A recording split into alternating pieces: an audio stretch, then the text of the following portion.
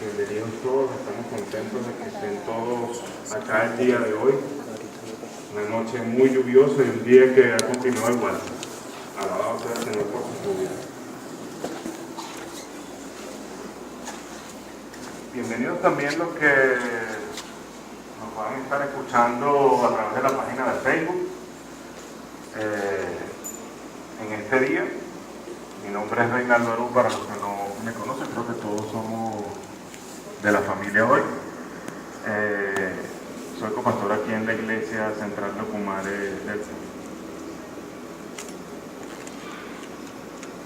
No sé si notaron en la lectura de hoy, es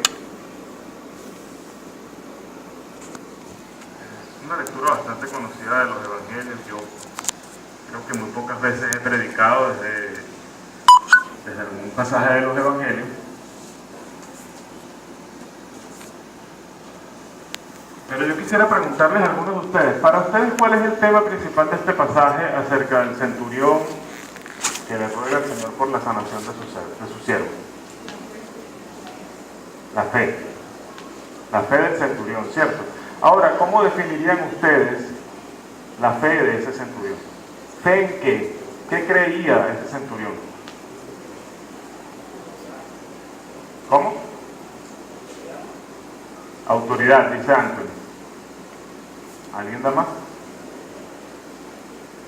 ¿En qué estaba creyendo ese centurión cuando fue el Señor Jesús? En el poder del Señor Jesús. ¿Qué más?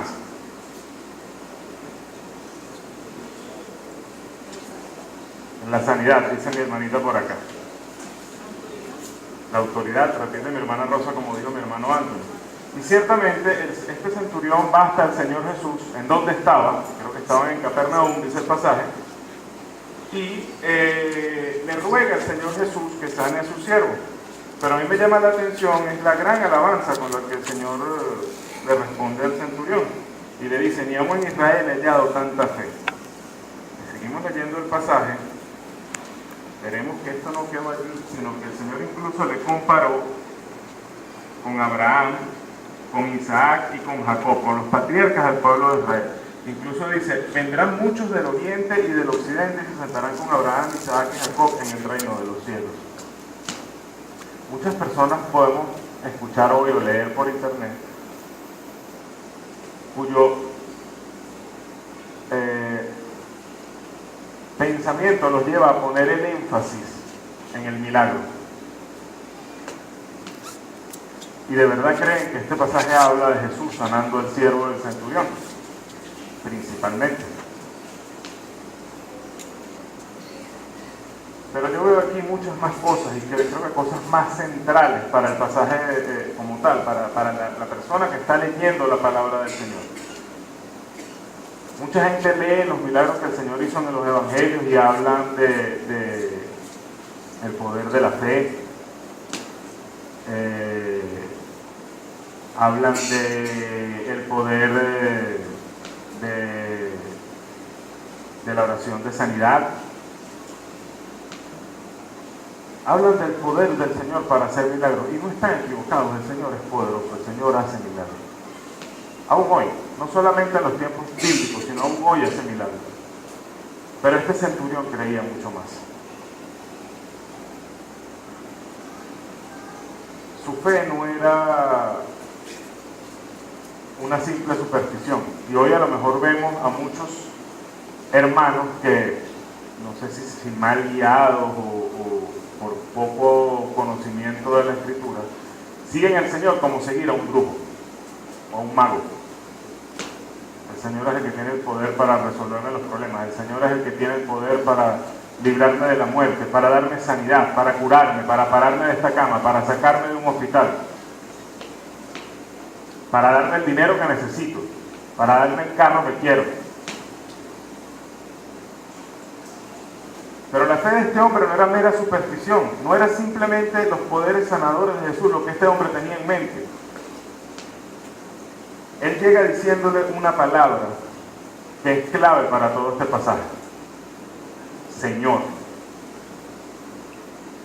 La palabra en el original es la misma palabra que Adonai, uno de los títulos del Señor, o por lo menos tiene el mismo significado que Adonai. Y en aquel tiempo había dos cosas. Este hombre no era judío, así que podemos decir que no... O alguien podría decirme que no es que lo esté identificando con Jehová. Y yo podría pasar esa objeción. Pero este hombre era romano. Y él no tenía otro señor que César. Y para él, su César era Dios. Así que por donde lo miremos, este hombre estaba dándole reconocimiento a Jesucristo como algo muy superior a él mismo. Estaba dando el rango de divinidad que él realmente tenía. Entonces este hombre creía en Jesucristo como Señor, como Dios. Este hombre además reconocía que Jesucristo tenía gran autoridad. Algunos podrían decir, no, bueno, es que él creía que el poder del Señor era súper gigantesco y podía sanar a distancia, y efectivamente, o sea, algo de esto hay, porque si no, no hubiera ido hasta el Señor. Pero lo que está reconociendo él aquí es la autoridad que tenía Jesucristo, y él se pone él mismo como ejemplo. Yo también soy hombre bajo autoridad, y cuando a mí me mandan que haga algo, yo lo hago. Y yo también soy hombre con personas bajo mi autoridad, y cuando yo mando que alguien haga algo, lo haces. Tú tienes autoridad porque tú eres Señor, y si tú mandas que mi criado sea sano, él va a ser sano. Es obvio que este hombre también creía que el Señor tenía poder para sanarlo, pero porque si no, no hubiera ido. No se hubiera molestado en estar delante de él. Pero algo que no creía este hombre era que el Señor estuviera obligado a sanar a su criado. Todo lo que él sabía del Señor no lo usaba como una palanca o como una especie de chantaje para presionar al Señor a hacer algo. Lamentablemente muchos de nosotros a veces vemos al Señor como eso, como alguien que prometió y por sus propias palabras ahora lo tenemos agarrado. Tú dijiste que tú me prometiste en tu palabra que tú sanarías a las enfermedades del pueblo, de la gente que cree en ti. Entonces yo ahora me agarro de eso y yo asumo que ya eso es así. Declaro que tú me vas a sanar, que tú vas a sanar a mi criado. Y muchas veces, esto no lo estamos, a veces la persona no lo hace con la intención de hacer eso, pero, o sea, con la intención de tratar de forzar al Señor. Lo hace con toda la fe, porque esto es lo que ha aprendido. Pero en la realidad, esto es lo que está haciendo. Está tratando de ponerle una palanca al Señor para que se comporte de acuerdo a lo que él cree que debe ser. Este hombre dice en el verso 6 que vino a él rogando, le dice en el verso 5, estando Jesús en Capernaum, vino a él un centurión rogándole. Le dijo, además, cuando le dijo, iré a tu casa y le sanaré, el Señor le dijo en el verso 6, en el verso 7, yo iré y le sanaré. El centurión le dijo, Señor, yo no soy digno de que entres en mi casa. Y solamente la palabra y sanará. Reconocía que la soberanía de sanar la decisión de sanar a ese siervo estaba en la pura soberanía del Señor, en la pura voluntad del Señor. El énfasis entonces no está en que él creyera que el siervo iba a sanar. El énfasis del pasaje no está en el milagro que el Señor hizo. El énfasis del pasaje está en la sumisión de aquel hombre al señorío de Jesús, en la fe de aquel hombre, en las promesas que se habían hecho a lo largo del tiempo al pueblo de Israel y que él había adoptado como propias.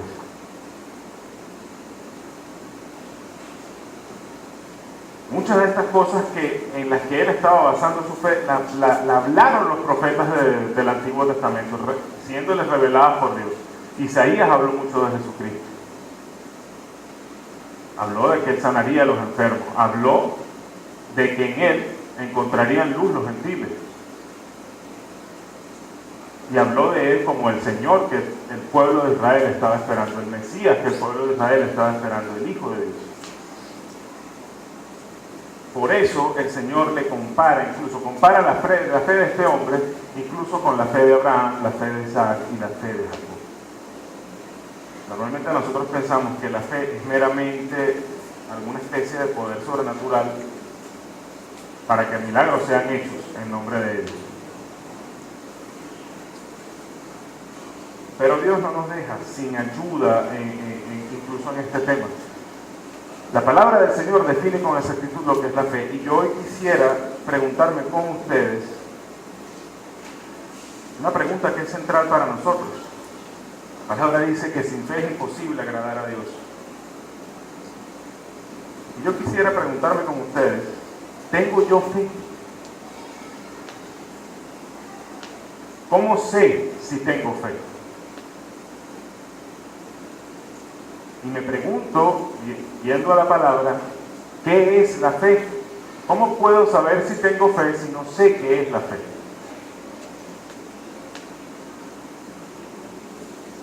Esa es una pregunta personal para cada uno de ustedes. Y que espero que nuestro mensaje del día de hoy les ayude a responder. El texto que hemos leído en Mateo nos ha servido de introducción, pero donde vamos a estar parados en el mensaje de hoy es en Hebreos 11:1. Dice la palabra del Señor allí: es pues la fe, la certeza de lo que se espera, la convicción de lo que no se ve. Es pues la fe, la certeza de lo que se espera y la convicción de lo que no se ve.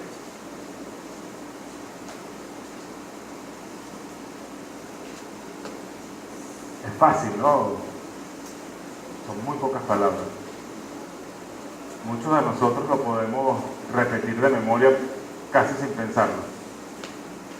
Ni siquiera debemos haber hecho un gran esfuerzo para memorizarlo, porque yo no recuerdo haberlo memorizado a propósito, y me lo sé.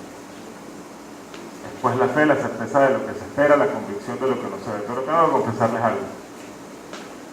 Es muy sencillo de memorizar, muy sencillo de leer, pero qué difícil de entender y qué difícil de vivirlo.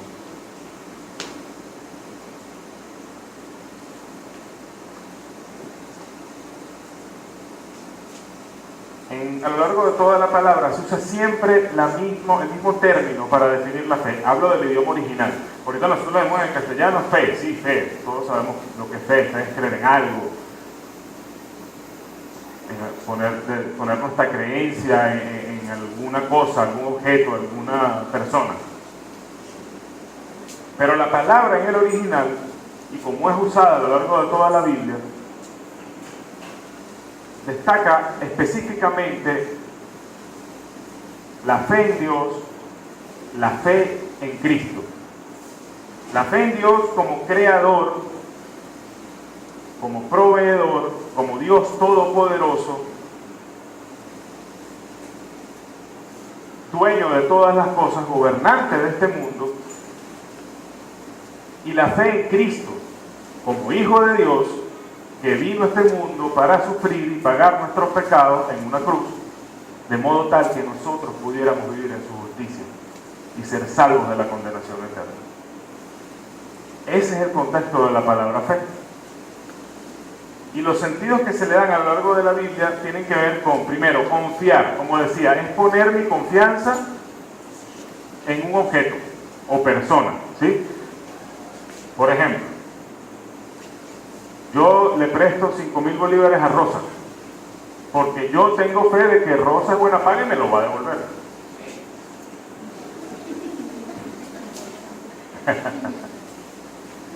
El segundo sentido es dignidad de confianza.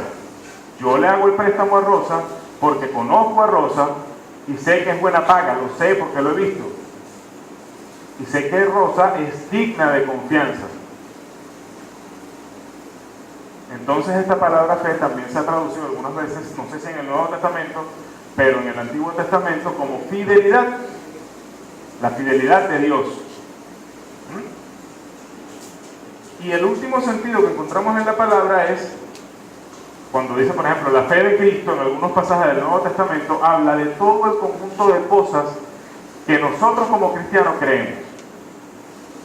La justificación por fe, la reconciliación con Dios, la resurrección de los muertos, todas esas cosas forman parte de lo que nosotros creemos como cristianos.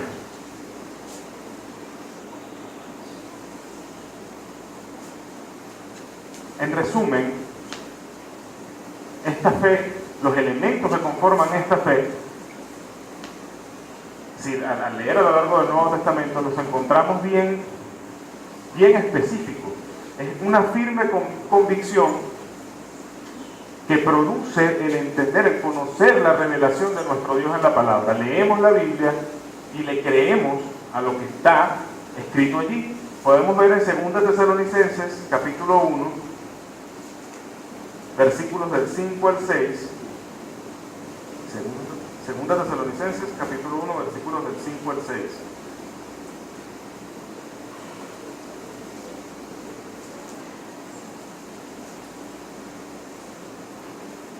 Perdón, 1 Tesalonicenses.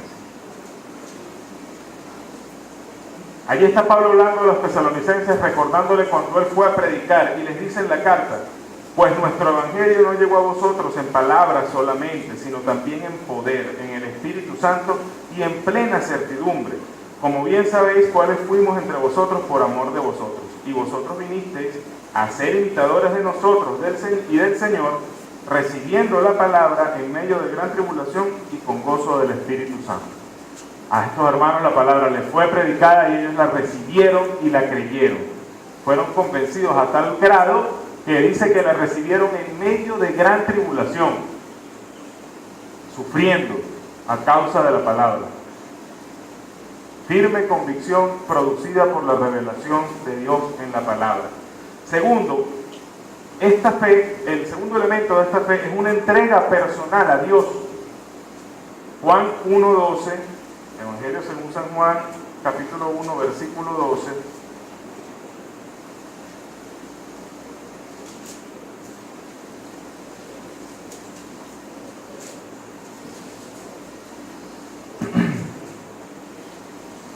Leemos allí: mas a todos los que le recibieron, a los que creen en su nombre, les dio potestad de ser hechos hijos de Dios.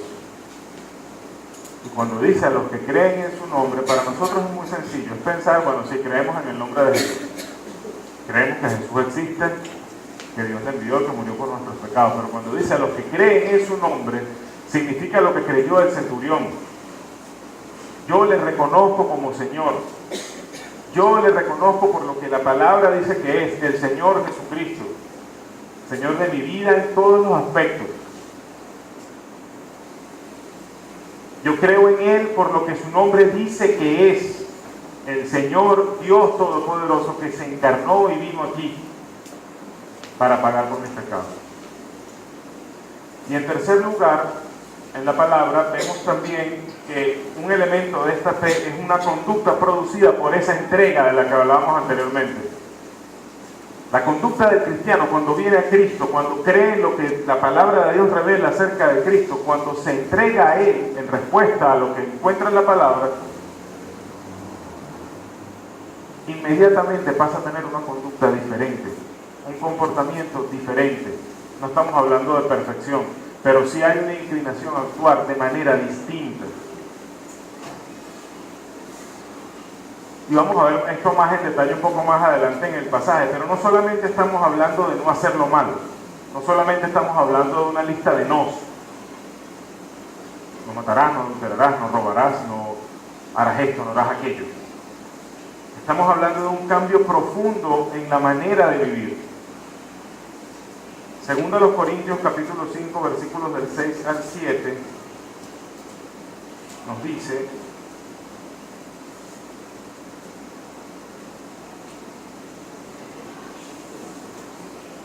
así que vivimos confiados siempre y sabiendo que entre tanto que estamos en el cuerpo, estamos ausentes del Señor. Y el verso 7 dice algo que es de suma importancia para la vida del cristiano. Porque por fe andamos, no por vista. lo que define la conducta del cristiano es la fe. Lo que guía el andar del cristiano es la fe. Pareciera que dimos una vuelta en círculo, ¿verdad? De repente volvimos a lo mismo y ahora la pregunta, ¿qué es la fe? Bueno, continuemos con nuestro texto en Hebreos 11:1. Hemos tratado de contextualizar la palabra fe que está en este versículo, de definir a qué se refiere esta fe, cuál es el objeto de esta fe, y acabamos de decir que es Dios, Cristo como Señor de nuestra vida, y que los elementos de esta fe son creer lo que la palabra dice acerca de Dios y acerca de Cristo, entregar nuestra vida a Jesucristo como nuestro Señor y Salvador, y un cambio en la conducta producido por esta entrega. Hebreos 11:1 avanza y dice que la fe es la certeza de lo que se espera. La certeza de lo que se espera. Y esta palabrita, que en del original fue traducida certeza, es una palabra de suma importancia en el Nuevo Testamento,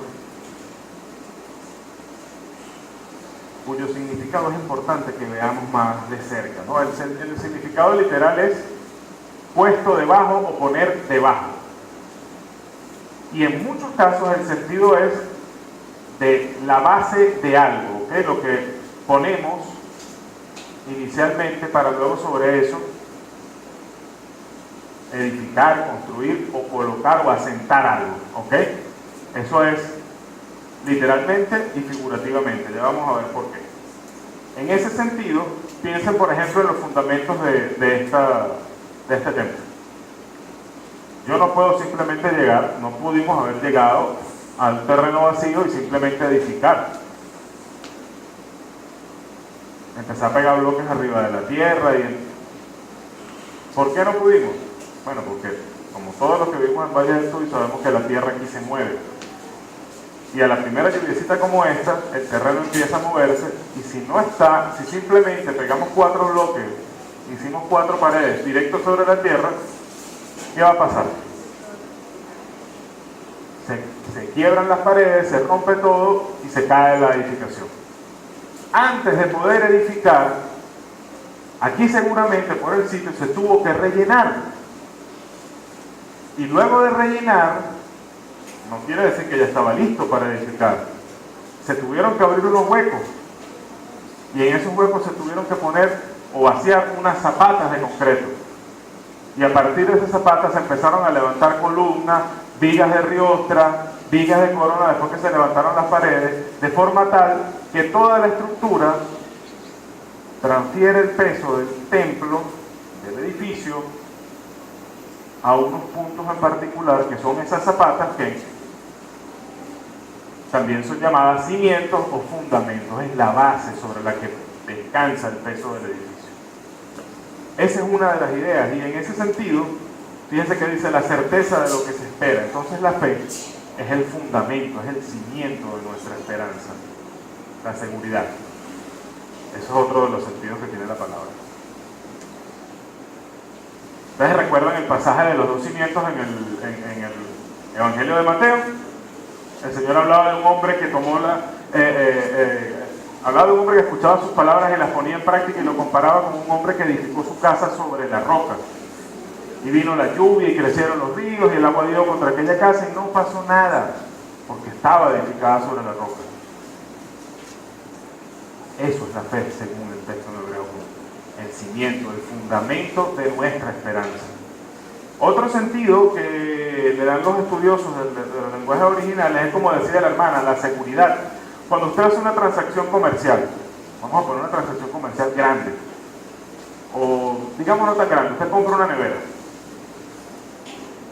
y usted la tiene que trasladar desde la tienda hasta su casa, pero desde la tienda a su casa hay una alcabala.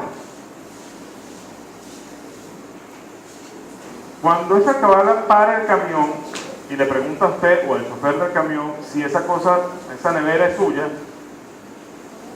¿qué le tiene que mostrar a usted para que la factura de la compra? Cuando alguien le pide razón de su casa, de si esa casa es suya, ¿Qué tiene usted que mostrar? Si usted le quiere vender un documento de propiedad. En el griego antiguo, esta misma palabra era usada para eso. Representaba un título de propiedad, una factura o una garantía de propiedad. También se usaba cuando, no sé si a ustedes les ha tocado hacer una declaración jurada alguna vez, de todo lo que poseen. Bueno, ese documento era titulado con esa misma palabra. La persona tal tiene una casa, una nevera, un televisor, tales cuentas bancarias con tanta plata. Ese documento se llamaba o era titulado con esta palabra. Entonces, en ese sentido, la fe es la garantía de nuestra esperanza. No solamente el fundamento, sino la garantía de que eso que esperamos lo tendremos. Y, finalmente,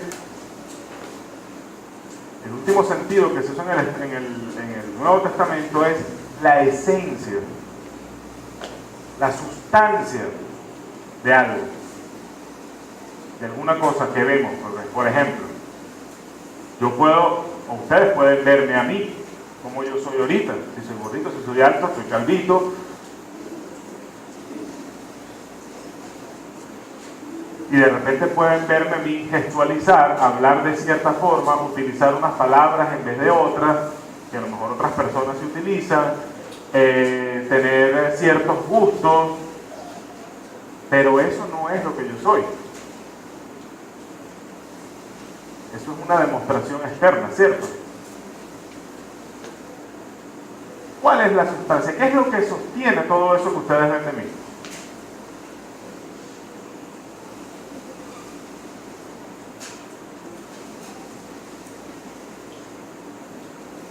¿Qué les permite a ustedes ver esas cosas que son específicamente de reinante? Ustedes solamente ven demostraciones o síntomas, como lo llamarían los doctores, pero eso lo está produciendo algo más allá, la personalidad, el alma, el espíritu, la sustancia, mi esencia. Ustedes no la pueden ver.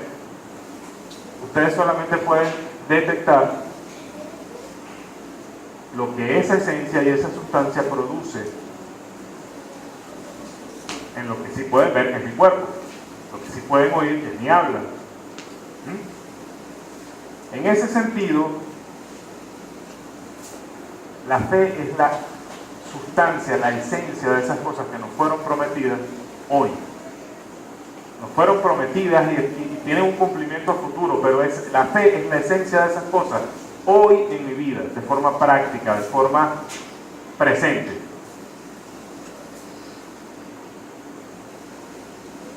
Entonces tenemos estos tres sentidos: fundamento o base, esencia y además la garantía de las cosas prometidas.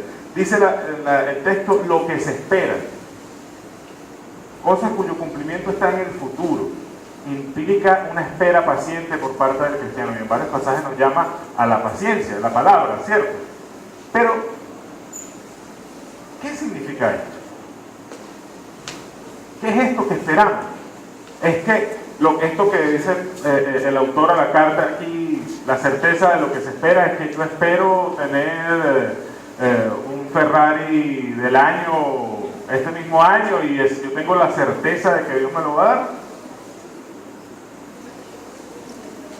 Lo que yo espero es que en 3 o 4 meses me voy del país y que afuera cuando llegue voy a tener la vida resuelta, y el Señor como es mi Señor y yo tengo la certeza de que Él me va a dar lo que yo espero.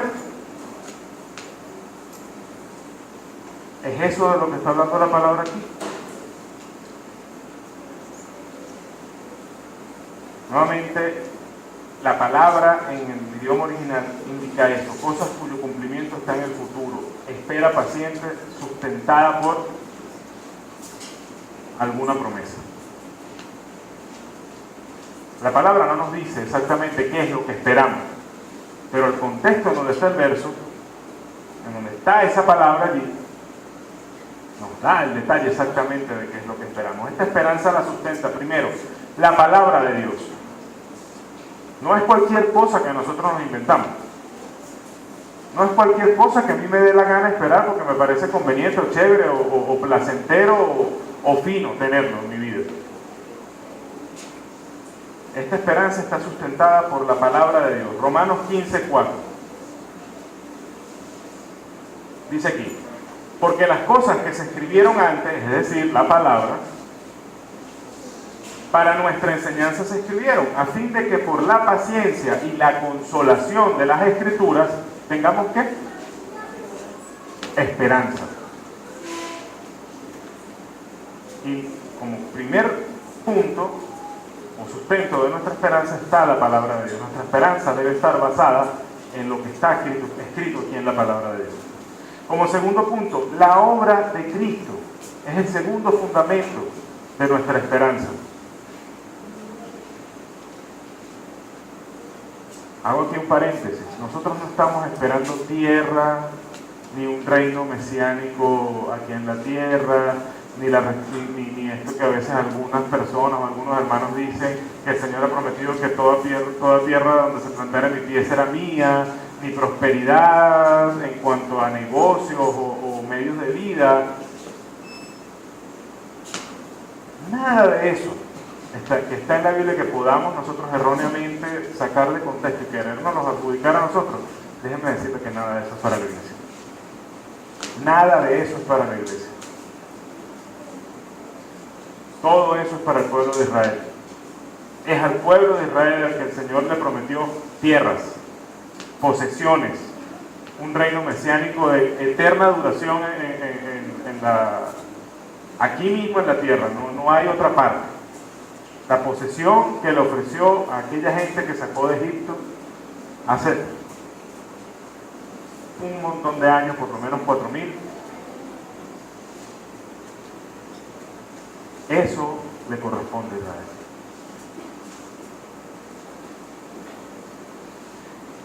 No a la iglesia. La obra de Cristo, lo que hizo Jesucristo en la cruz del Calvario, lo que hace hoy en día intercediendo por cada uno de nosotros día tras día, eso es lo que nos corresponde a nosotros. Nuestras promesas no son terrenales, son celestiales. Nuestra esperanza entonces está sustentada, aparte de la palabra de Dios, en la obra de Cristo. Vamos a Primera de Pedro, capítulo 1, versículo 3.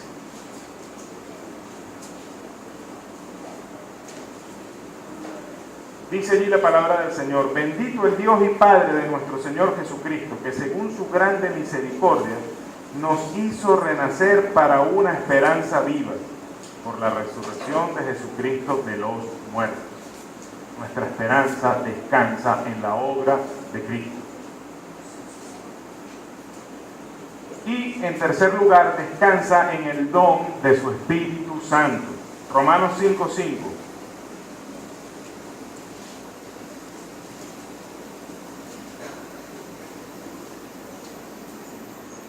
Dice la palabra del Señor allí: y la esperanza no avergüenza, porque el amor de Dios ha sido derramado en nuestros corazones por el Espíritu Santo que nos fue dado.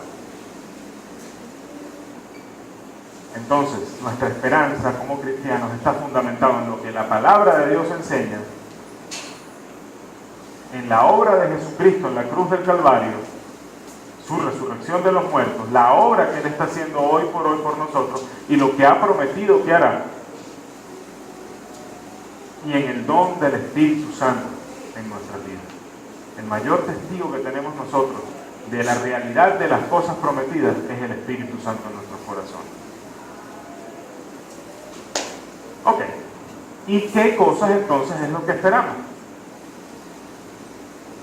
¿Cuáles son esas cosas en las que hoy tenemos certeza? Bueno, hay muchas, a lo largo de todo el Nuevo Testamento las podemos leer, a lo largo de todo el Antiguo Testamento también podemos encontrarlas, pero voy a mencionar algunas nada más.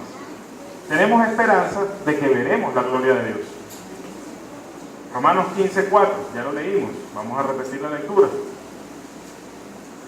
Romanos 15:4 dice: porque las cosas que se escribieron antes para nuestra enseñanza se escribieron a fin de que por la paciencia y la consolación de las Escrituras tengamos esperanza. para que el Dios de la paciencia y de la consolación os dé entre vosotros un mismo sentir según Cristo Jesús. Estoy leyendo el 5. Para que unánimes a una voz glorifiquéis al Dios y Padre de nuestro Señor Jesucristo. ¿Qué otra cosa estamos esperando? Tenemos esperanza de recibir en Cristo. Nuestra herencia. La herencia que el Señor ha preparado para nosotros. Por cierto, la cita del punto anterior, la gloria de Dios, no era Romanos 15:4, sino Romanos 5:2. Pequeña equivocación en las notas. Dice allí, porque también tenemos entrada por la fe a esta gracia en la cual estamos firmes y nos gloriamos en la esperanza de la gloria de Dios. Veremos la gloria de Dios, hermanos. Estaremos en la presencia de la gloria de Dios. Eso es una gran promesa. Otra cosa que esperamos nosotros con gran certeza, o que debemos esperar con gran certeza, es nuestra herencia, la herencia que el Señor ha preparado para sus santos. Vamos a leer en Efesios 1, versículos del 14 al 15. Yo sé que les estoy dando un vueltón por todas las páginas de la Biblia, pero creo que en verdad va a ser de ayuda para todos nosotros. Efesios 1, del 13 al 14, perdón. Dice allí, en él también vosotros, habiendo oído la palabra de verdad, el evangelio de vuestra salvación, y habiendo creído en él, fuisteis sellados con el Espíritu Santo de la promesa, que es las arras de nuestra herencia, hasta la redención de la posesión adquirida, para alabanza de su gloria. Y aquí hay dos cositas. Dice, de la herencia adquirida, de nuestra herencia, perdón. Y dice que el Espíritu Santo es las arras. ¿Se acuerdan que hablábamos anteriormente de que la certeza también significaba garantías? Bueno, arras es eso, un documento que compromete a ambas partes a realizar un negocio en el futuro, a concretar un negocio en el futuro. Otra cosa que estamos esperando nosotros, que esperamos con esa esperanza que el Señor nos ha dado, ser librados de la ira, del juicio venidero. Habiendo sido salvos, no tenemos que temer nada de la ira venidera ni del juicio venidero. Dice la palabra del Señor en Romanos 5:9. Romanos 5:9 dice, pues mucho más, estando ya justificados en su sangre, por él seremos salvos de la ira. Primera Tesalonicenses 5:9. Dice también, porque no nos ha puesto Dios para ira, sino para alcanzar salvación por medio de nuestro Señor Jesucristo. Y quiero hacer una aclaratoria acá. Ya nosotros hemos sido salvos de la ira y de la condenación en el momento que aceptamos a nuestro Señor Jesucristo. Acá me estoy refiriendo a todos los juicios que el Señor va a derramar sobre esta tierra. Sobre todos aquellos que no aceptaron su nombre. Sobre todos aquellos que despreciaron la predicación del Evangelio y despreciaron su palabra. Muchos hermanos hoy viven con temor de que nosotros viviremos eso. Pero la palabra es clara. La palabra es clara cuando dice que aquí no estamos puestos para ir. Continuando, y el último de mi lista, pero hay montones de cosas más en las que tenemos puestas nuestra esperanza. Dice acá, tengo acá la presencia del Señor. Estaremos en la presencia de Jesucristo un día. No solamente es que seremos salvos de la condenación, sino que estaremos en su presencia. Estaremos en comunión con Él. ¿Cuántos de ustedes tienen esa esperanza? Sí. Estaremos un día en su presencia.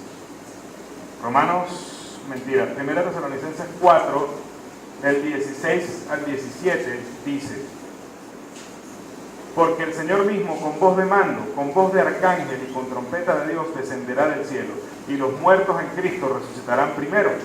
Luego nosotros, los que vivimos, los que hayamos quedado, seremos arrebatados juntamente con ellos en las nubes para recibir al Señor en el aire. Y miren la maravillosa expresión que hay aquí. Y así estaremos siempre con el Señor. Aleluya.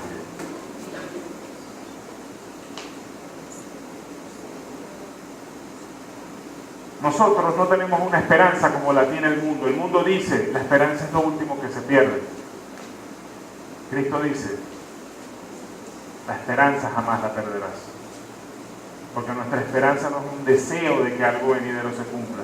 Nuestra esperanza es la espera paciente de aquello que sabemos que vendrá.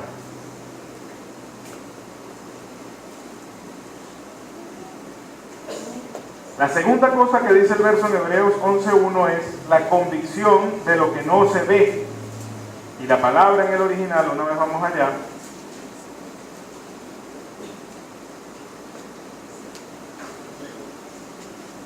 es usada en muchas partes de la Escritura como evidencia, como prueba. O sea que podríamos decir es la evidencia de lo que no veo. Es lo que prueba que lo que no veo es. Quiero destacar que no son dos ideas o dos conceptos separados e independientes. No es que, bueno, es la certeza y es la convicción. Si se dan cuenta, no hay una partícula, no hay un "y" por ningún lado. Estas ideas dependen una de otra, y de hecho, la idea de la palabra certeza incluye a lo que es la convicción, pero está agregada aquí como para añadir un asuntito más, un elemento más a todo aquello de la certeza. Es un elemento externo que está produciendo o probando a nosotros internamente la verdad de estas cosas que no vemos. Produce lo que la palabra en la traducción que tenemos dice convicción. Convicción de que las cosas que no se ven son. Podríamos traducir lo que no se ve como las cosas invisibles. Y de hecho así está en el original. Las cosas que no se ven, no lo que no se ve. Y esa palabrita cosas nos da otra capa más de seguridad. Porque en el original dice hecho consumado. Es un hecho que está consumado, real. Es un objeto material. Está hablando de hechos que pueden ser hechos consumados en el pasado, en el presente o en el futuro. Pero son cosas que son tangibles. No está hablando de cosas abstractas, de cosas que no son realidad. En ese sentido, cuando dice lo que se ve, difiere de cuando dice lo que se espera, porque lo que se espera habla de hechos futuros que aún no son. Aquí está hablando de cosas que ya están completas, consumadas, hechas. Y vuelvo a hacer la pregunta que hacía antes. ¿Qué cosas? ¿Cuáles son estas cosas de las que tenemos convicción por medio de la fe? Primeramente, que hemos sido declarados justos delante de Dios por la fe en Jesucristo. Romanos 5:1 dice, justificados pues por la fe, tenemos paz para con Dios. ¿Por medio de qué? Vamos a leerlo de la palabra. Justificados pues por la fe, tenemos paz para con Dios por medio de nuestro Señor Jesucristo.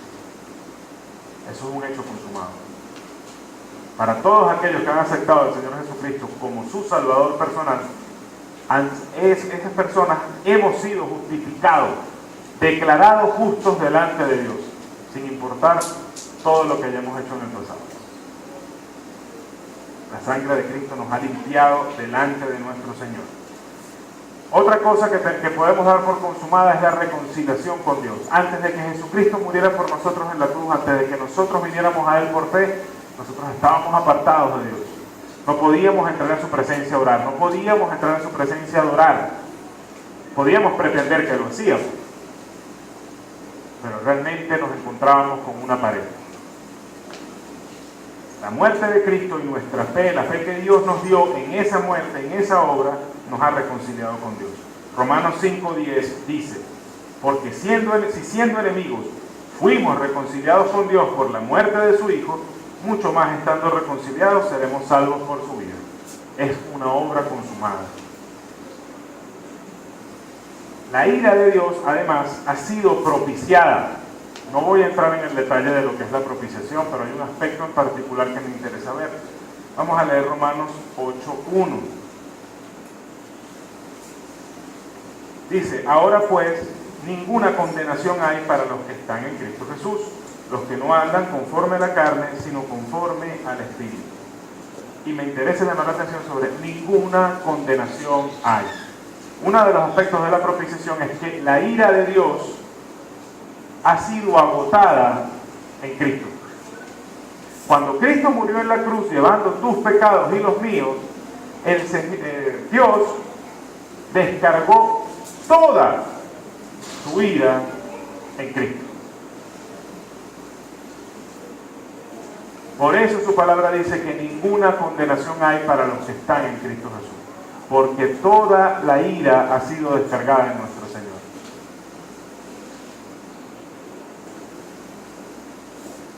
En cuarto lugar, otra de las cosas que no vemos por nuestros ojos físicos me refiero,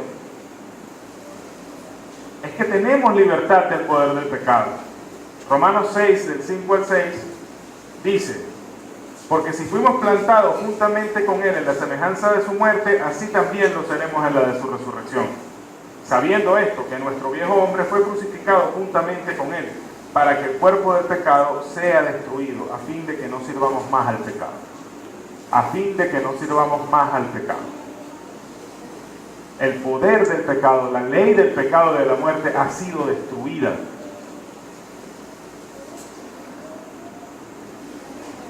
Ustedes dirán, entonces, ¿por qué continuamos pecando? Porque nosotros pareciera que no sabemos que fuimos librados del pecado, del poder del pecado. Es como que si tuviéramos una gran cadena muy pesada enrollada en el cuerpo, Cristo la rompe, pero nosotros no la quitamos de encima y seguimos con aquel peso.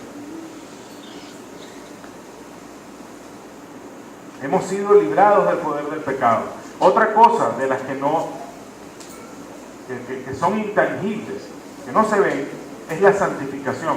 Una vez que nosotros venimos a Jesucristo, el Espíritu Santo empieza un proceso de limpieza, de restauración, de santificación en el creyente. Poco a poco la conducta del creyente es limpiada de pecado, poco a poco nos vamos adueñando de aquello que acabamos de hablar, de que fuimos librados del poder del pecado. Poco a poco el Espíritu Santo va forjando nuestro carácter a semejanza del carácter de Cristo. Y por último aquí en la lista, pero no agotamos todo lo que podríamos decir, es la resurrección, nuestra resurrección y nuestra glorificación. Esa es otra cosa que es intangible y que no podemos ver. Pero los cuerpos de los creyentes en Cristo serán resucitados, y serán resucitados a semejanza del cuerpo de gloria de Cristo. Seremos llevados a la gloria con Él. Seremos glorificados con Él. Todas estas cosas son hechos que aunque no vemos, aunque nosotros en nuestro interior tengamos la certeza, yo no le puedo decir a Yelitza, yo tengo la prueba física de todo esto. No se la puedo mostrar a ella, pero yo sí la tengo en mi interior. Yo sé que todas estas cosas las voy a recibir yo. Eso es la fe. Y sé que todas estas cosas son consumadas, son hechos reales, porque nuestro Señor dijo en la cruz: consumado es. Una obra de salvación completa. Ustedes me dirán, hermano, usted sacó todo esto meramente de significados de palabras, pero en el texto no dice nada de eso. Y entonces ahí llegamos al problema central de todo esto.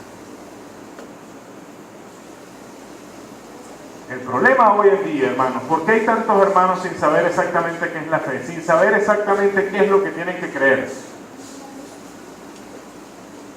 Porque toman este versículo, Hebreos 11:1, lo sacan del libro en donde está y lo estudian solito. Entonces usted puede poner en donde dice fe lo que a usted le convenga, en donde dice lo que se espera, lo que a usted le convenga, y en donde dice lo que no se ve, lo que a usted le convenga. Y entonces ahí podemos poner muchas cosas: sanidad, prosperidad, trabajo, dinero, no sé. Podemos llenar el blanco como queramos. Yo estaba pensando mientras preparaba este estudio que qué gran bendición la división en capítulos y versículos. Qué fácil ubicarse en la Biblia hoy. Qué fácil regalarle un texto a un hermano sin tener que aprenderse el texto de memoria, sin tener que aprenderse exactamente en qué página está la cosa, más o menos en qué línea. No, léase Romanos 5:1, hermano. No importa si la Biblia es más grande, con letras más pequeñas, si tiene más páginas, menos páginas. Romanos 5:1 lo encuentra cualquiera que más o menos sepa manejar una Biblia.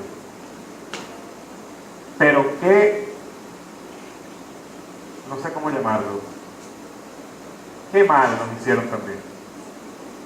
Porque qué fácil con una simple cita tomar un verso y sacarlo del libro. La división en capítulos y en versos, a pesar de que nos ha ayudado a manejar la Biblia con más sencillez, también nos ha hecho leer los libros de la Biblia como que si fuera un conjunto de frases, como estos libros de citas famosas, de citas célebres, y tienen 100, 500 citas célebres de expertos en liderazgo, y son pedacitos que rara vez tienen conexión entre sí. Así leemos hoy nuestra Biblia. Y pretendemos leer Hebreos 11.1 desconectado de la carta a los Hebreos. Y pretendemos leer la carta a los Hebreos desconectada de lo que es el Nuevo Testamento. Y pretendemos leer el Nuevo Testamento desconectado de lo que es la Biblia.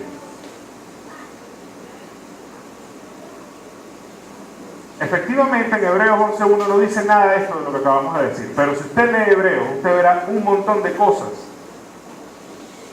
que el autor viene hablando antes y después del texto. No voy a leer los textos, pero si quiero anotar, aquí están las citas. Lo primero que dice, digamos, entre esta lista no exhaustiva de cosas que he sacado del libro de los Hebreos, dice que Cristo se dio a sí mismo una vez por todas como sacrificio definitivo por nuestros pecados. Eso lo vemos en Hebreos 9:14. Dice también que nos perfecciona eternamente mediante una ofrenda única. Hebreos 10:14. Dice también que nos da una conciencia limpia mediante su propia sangre. Y eso lo vemos en Hebreos 9:14. Que es nuestro sumo sacerdote afín a nosotros, delante de Dios. Un sumo sacerdote que se puede identificar con mis debilidades, con mis problemas, incluso con mis dificultades, con mis sufrimientos. Eso lo dice Hebreos 4, del 14 al 16. Tenemos un Dios que intercede por nosotros día tras día en el cielo. Eso también lo dice Hebreos. Hebreos 7:25. Tenemos un sumo sacerdote que es nuestro Dios. No es solamente un hombre que está entre Dios y nosotros, es Dios. Eso lo vemos en Hebreos 8:10. No recuerda más nuestros pecados. Por medio de ese sacrificio único que acabamos de mencionar, nuestros pecados han sido echados en el fondo del mar. Han sido quitados. Hebreos 8:12. Y nos promete que nunca nos va a dejar y que nunca nos va a desamparar. Eso lo dice en Hebreos 13, del 5 al 6. Ahora, dice todo esto, chévere. Pero, ¿qué tiene que ver todo eso con Hebreos 11.1? Todo esto que le está diciendo, déjenme contarles una cosa, se lo está diciendo una iglesia que era de puros judíos que habían abandonado su religión de ritos y de sacrificios diarios para creerle a Jesucristo, para aceptar el sacrificio único de Jesucristo en la cruz. Y esta gente había sufrido, estaba sufriendo persecución por eso. En esa época todavía el templo no había sido derribado. Y aquí probablemente estamos hablando, no lo dice en ninguna parte del texto, pero podemos asumir que habla de los hebreos que estaban en Jerusalén, así como los que estaban en otras partes del mundo y que anualmente iban a Jerusalén. Esta gente ya tenía 30 años sufriendo persecución. Esta gente tenía 30 años sufriendo pobreza por causa del nombre de Jesucristo. Y algunos de ellos empezaban a claudicar, a volver a aquella fe de rituales, de lavados, de sacrificios. Y el autor de esta carta les escribe todo esto y les dice, no tienen que volver allí. Aquellos que son sacerdotes en el templo hecho de manos, ya no más. Jesucristo es nuestro sumo sacerdote que está en el cielo intercediendo por nosotros.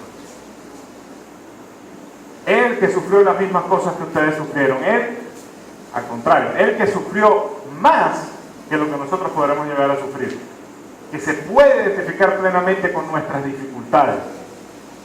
Que se ofreció a sí mismo como sacrificio único, de una vez y para siempre por todos los pecados. Y que hoy está en el cielo intercediendo por nosotros día tras día. Nosotros no somos judíos ni venimos de una religión como esta. pero continuamente nos estamos volviendo lo que vivíamos antes de venir el Señor.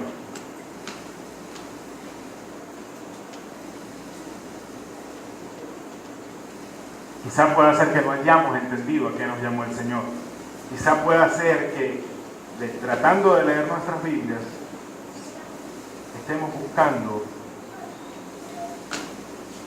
cubrir nuestras faltas materiales, cuando lo que Dios nos llama es a olvidar nuestras faltas materiales y a poner nuestra mirada en lo que está enfrente, lo que Él nos ha prometido en el cielo. Nunca les dije el título del mensaje. Lo cambié esta mañana porque le había puesto, ya les digo cómo le había puesto, la verdadera fe. Pues no, este mensaje habla de una vida de obediencia radical. Vamos a leer Hebreos 10:34.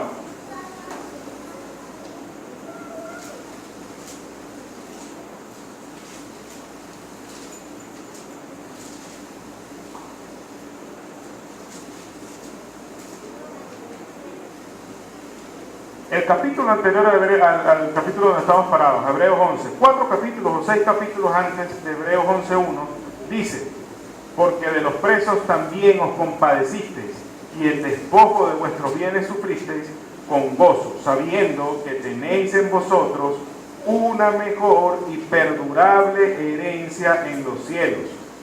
Vamos 2 versículos atrás. Pero traed a la memoria los días pasados, en los cuales, después de haber sido iluminados, sostuvisteis gran combate de padecimientos. Esta gente no la pasó bien, hermano. Esta gente no tenía una silla con un cojicito verde chévere donde sentarse.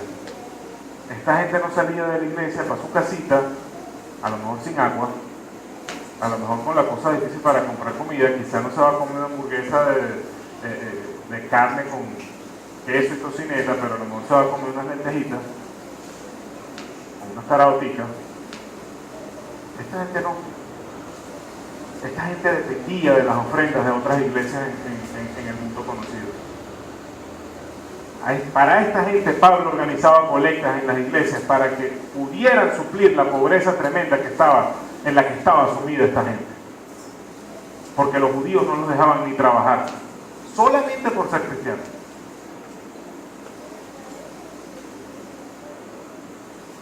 Sin embargo, dice, continuamos leyendo en el verso 33, por una parte, ciertamente con vituperios y tribulaciones fuisteis hechos espectáculos, lo que estamos diciendo. Y por otra, llegaste a ser compañeros de los que estaban en una situación semejante. No solamente sufrieron persecución, sufrieron maltratos y sufrieron pobreza, sino que voluntariamente se hicieron compañeros de todos aquellos que estaban sufriendo lo mismo. Verso 34, que ya lo leímos, porque de los presos también os compadecisteis, y el despojo de vuestros bienes sufristeis con gozo, sabiendo que tenéis en vosotros una mejor y perdurable herencia en los cielos. La fe de esta gente era tal que todo lo que tenían lo pusieron en riesgo por identificarse por aquellos que estaban siendo perseguidos, por ayudarles, por obedecer de manera radical al amor de Dios. ¿Y qué los llevaba a actuar así? Dice en el verso 34, sabiendo que tenéis en vosotros una mejor y perdurable herencia en los cielos. Esta es la fe de la que habla Hebreos 11:1. Una fe que produce una vida que mira el alto precio del amor, que mira lo que cuesta amar como Dios nos manda amar, que acepta ese costo y que hace lo que ese amor demanda sin importar qué.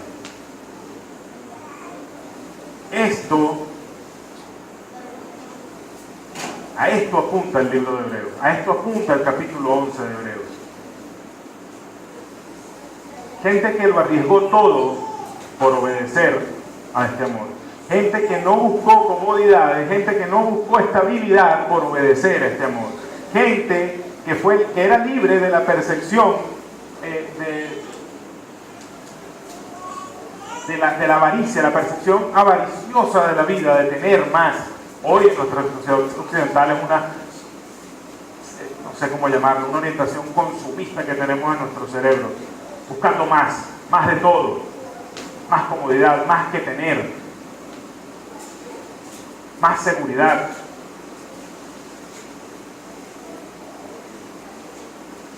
Más lujos, más placeres. Gente que sabe que solamente tenemos una vida en esta tierra y que solo aquello hecho en el nombre de Cristo y que solo aquello que refleja el amor de Cristo hacia otros es lo que es lo que se va a tomar en cuenta cuando estemos delante de nuestro Señor. Gente que sabe que su verdadera herencia está en los cielos.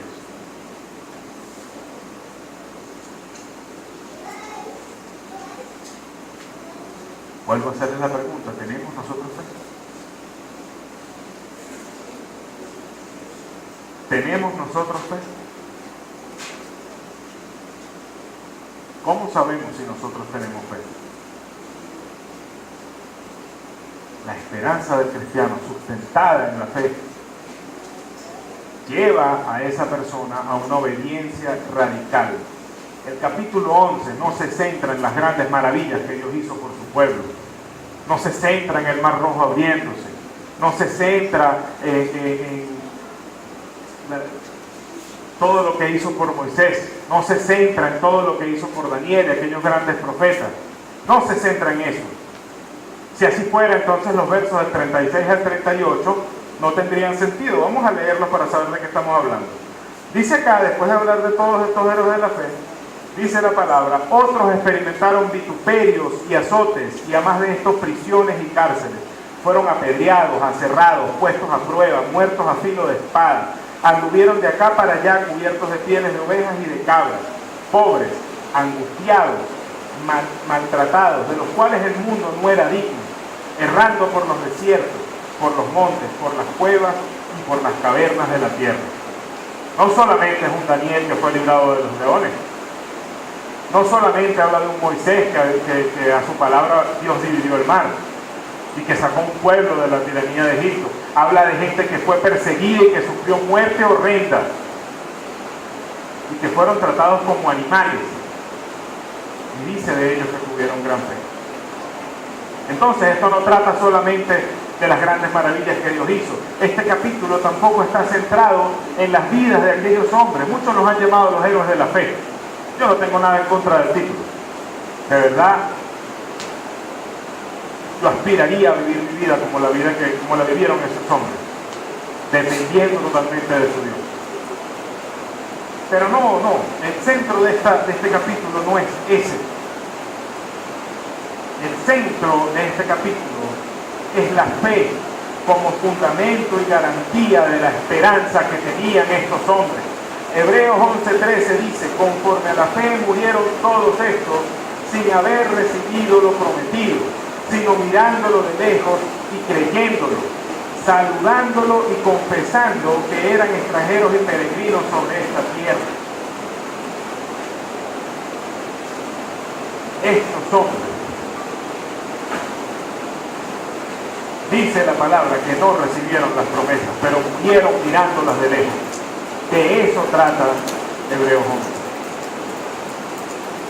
No de grandes milagros operados por fe,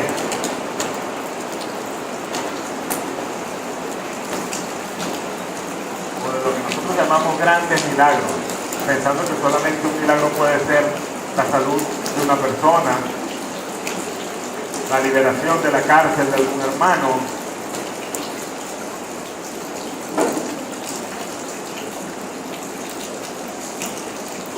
o la provisión milagrosa de nuestro Dios. No solamente esos son milagros. Hoy en día el milagro más grande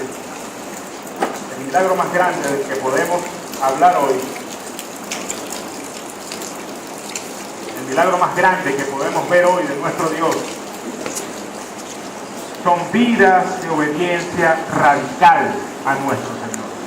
Son vidas guiadas por el amor de Cristo, que fue derramado en nuestros corazones, en los corazones de nosotros que creímos en Él por su gracia para salvación. Vidas tan aferradas a la recompensa de gozo que Él nos va a dar en la otra vida, que hacen una gran diferencia en sus propias vidas. Nos sabemos extranjeros, nos sabemos peregrinos.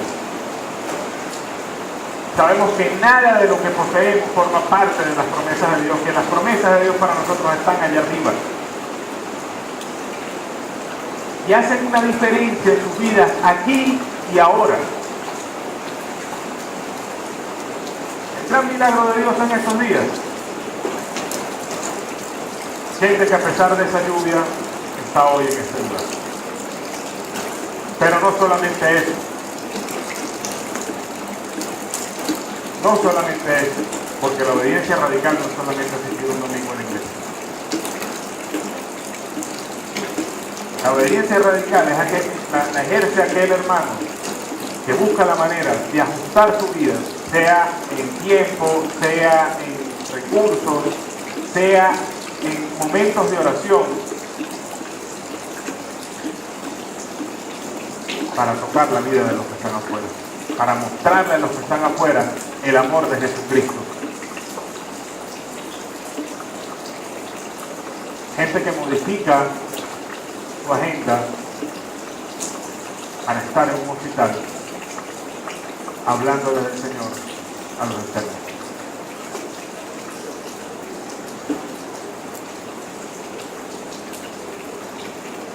Gente que arriesga y cae no contra un transporte para moverse hasta donde está aquella persona que necesita conocer de Cristo. Pero podamos reducirlo. Gente que sacrifica su descanso para llevar el amor de Cristo a otros, y no solamente en palabras. ¿Cuántas veces vivimos cerca de personas que no conocen a Cristo, que nos conocen a nosotros hace mucho tiempo, pero a Cristo no lo conocen? Y que nosotros no hemos tenido tiempo de alcanzar, no sabemos ni siquiera cuáles son las necesidades de estas personas. Viven al lado de nosotros.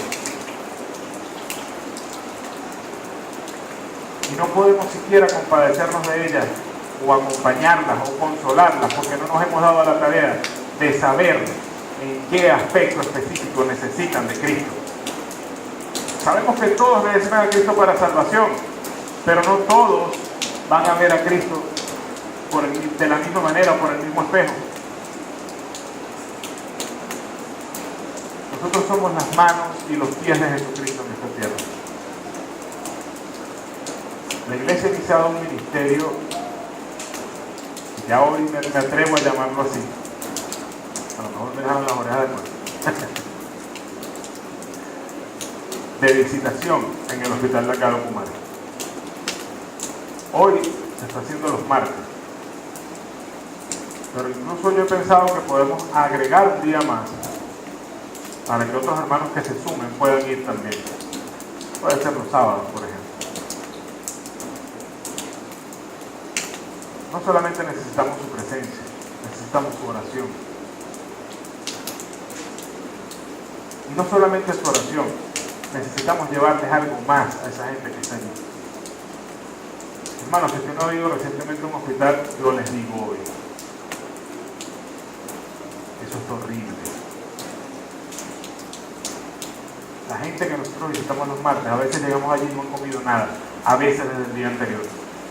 Y tú dirás, bueno, pero ¿y la familia? Sí, bueno, y hay gente que vive en ¿cómo se llama este barrio que está cerca de Santa Teresa? Cartanal, en el Cartanal. Y la familia de esa gente no puede llegar allí para llevarles ni siquiera una arepa, porque no tienen efectivo para un pasaje. En el hospital no les están dando ni agua, hermano. No es que nosotros vamos a resolverles todas las carencias y arreglarles toda la vida a estas personas, pero podemos llevar la palabra, y junto con la palabra podemos llevar el amor de Cristo, mostrar el amor de Cristo. Somos las manos y los pies de Cristo en este mundo, hermano. Un hermano de nosotros me estuvo hablando de una institución para ancianos que está en Mendoza, aquí en Kumare. Y no tenemos la capacidad para atender una visita allá, en este momento.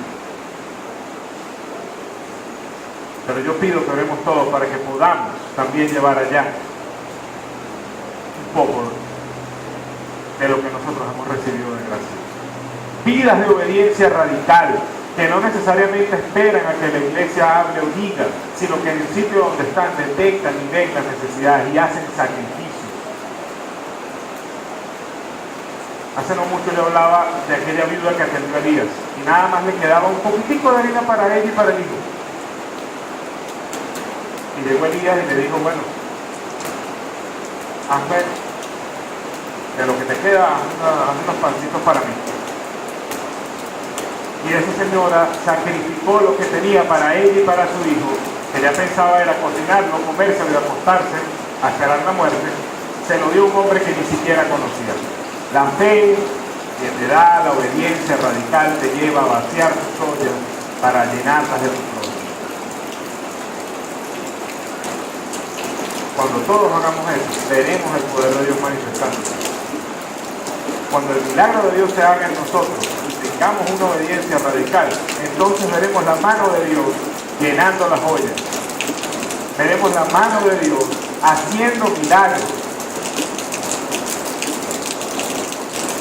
Nuestra herencia no está aquí, está en los cielos. Estamos cuidando cosas que van a desaparecer.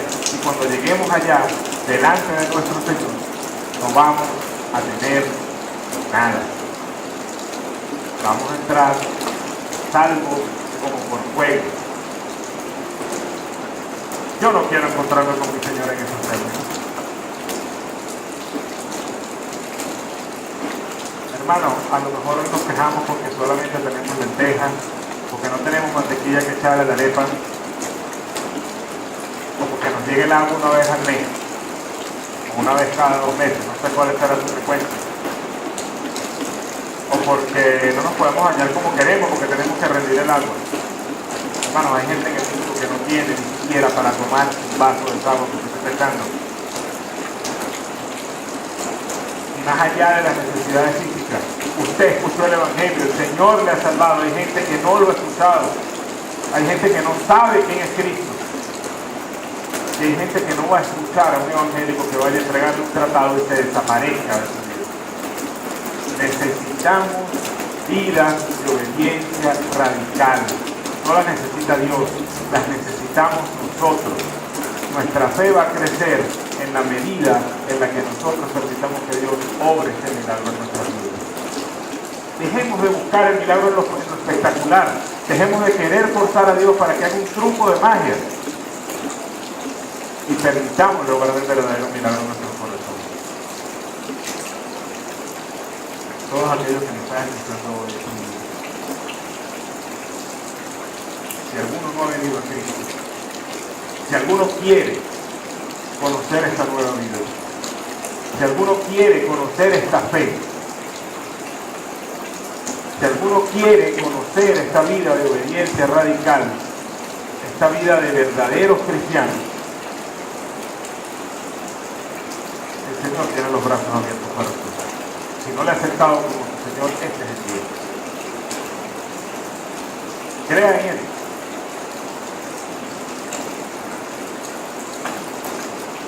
Acéptele como Señor en su vida.